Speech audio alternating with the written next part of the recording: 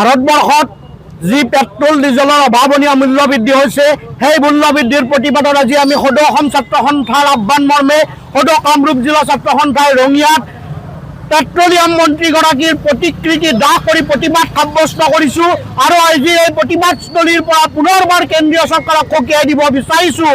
জনসাধাৰণৰ মূৰত ৰাম ডাঙৰ মৰাতকৈ তেখেতসকলে পেট্ৰল ডিজেলকে ধৰি অত্যাৱশ্যকীয় খাদ্য সামগ্ৰীৰ মূল্য বৃদ্ধি হ্ৰাস কৰিব লাগে।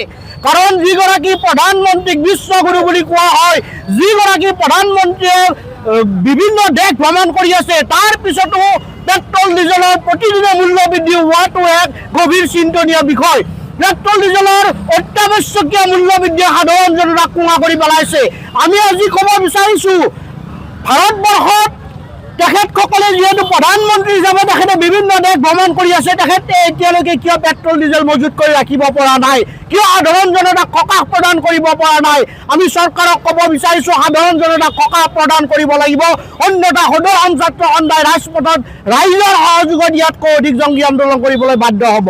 সদৌ অসম ছাত্ৰ সন্থা আহ্বানৰ বাবে কামৰূপ জিলাৰ ছাত্ৰ সন্থাই আজি প্ৰতিকৃতি দাহ কৰিছোঁ পেট্ৰলিয়াম মন্ত্ৰীৰ।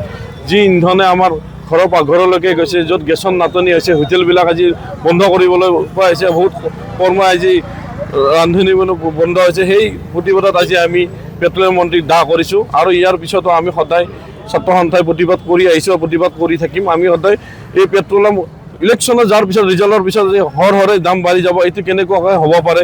আজি কম দিনৰ ভিতৰত 7-8 টকালৈ পেট্ৰলৰ দাম বাঢ়িছে। সেইবাবে আমি পেট্ৰলৰ মন্ত্ৰীক আৰু লগতে নৰেন্দ্ৰ মোদী চৰকাৰক আমি সকীয়াই দিছোঁ যে অতি শীঘ্ৰে তেওঁলোকে দামৰ নিয়ন্ত্ৰণ কৰক আৰু ৰাইজক সকাহ দিয়া বুলি আমি আশা ৰাখিছোঁ।